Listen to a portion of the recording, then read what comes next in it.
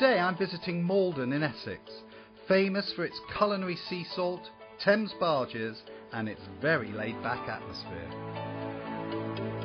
Artist John Doubleday was born in Langford near Maldon and has an international reputation for public sculpture, which has been a major feature of his career since the mid-70s. In the past he sculpted Charlie Chaplin, the Beatles and Nelson Mandela. He's currently working on a sculpture of Britnoth, the warrior who led the Saxons against Viking invaders at the Battle of Maldon. The battle itself took place in August the 14th, 991, and I've been involved in one way or another in the attempts to commemorate this over a period of nearly 30 years. Really? Yes. Gosh, what a saga. Well, the Battle of Maldon is a saga. It's a large piece, isn't it? Well, the figure itself is 9 foot. Yeah. But Britnoth was hugely tall. He's referred to as being tall, but the excavation of his skeleton in the early 19th century, the length of the femur suggests that he was something approaching 7 foot. Wow. John creates sculpture for public places on a grand scale. And you've got the heroic pose, haven't you? It's very Arthurian as well. He stood for what he believed in and he thought was worth defending. And, as it happens, much of what is good in Britain today is attributable to the Saxon heritage. So, I mean, in a way, Maldon has this unique position as a sort of symbolic geographical location of the clash between Saxon and Viking culture.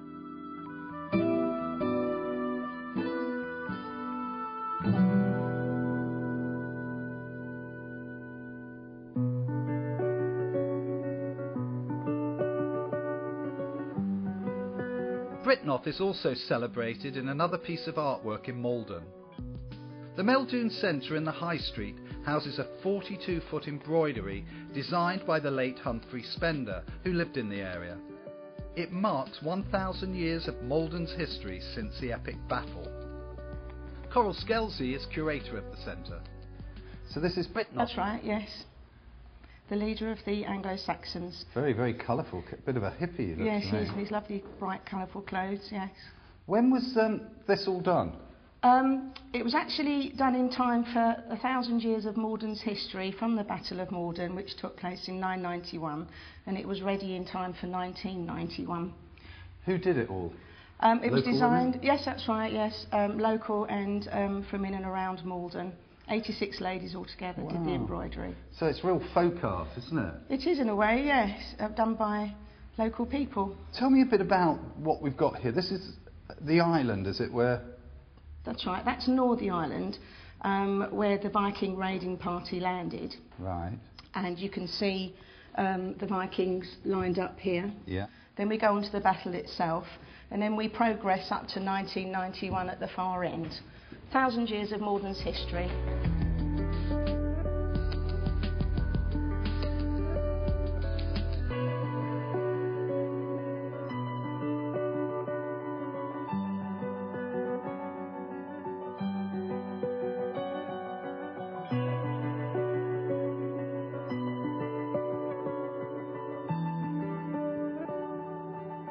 Our final artist lives down by the quayside.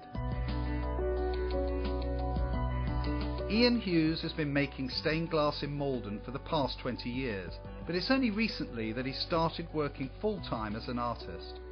Maldon's links with the coast and wide Essex skies provide a rich palette of source material for his stained glass windows and panels. How important is the river to you and your life? It's important is because I've lived my whole life here, and the river, the park and all the boats, it's a wonderful place for me. It's got all my history.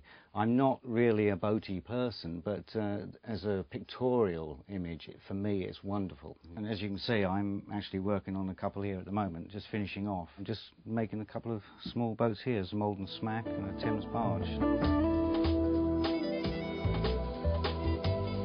There's plenty more of Ian's work on display around his house that shows that he's not just inspired by the coast, but also by the classic designs of Rennie Mackintosh.